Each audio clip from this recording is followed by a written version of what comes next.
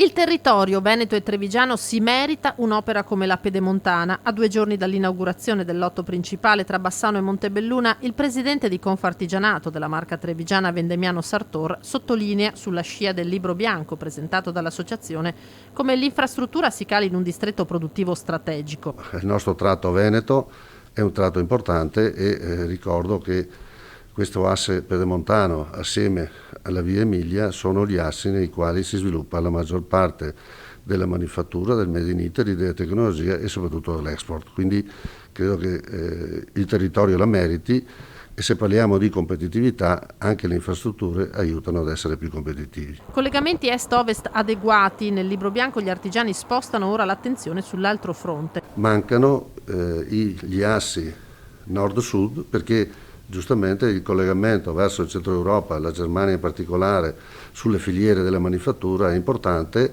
ma anche al contrario perché da quel centro Europa arrivano anche i flussi di turismo per le nostre montagne e soprattutto anche per il nostro mare. Per la fine dell'anno previsto il collegamento della superstrada con l'A27, così da completare l'opera in provincia di Treviso.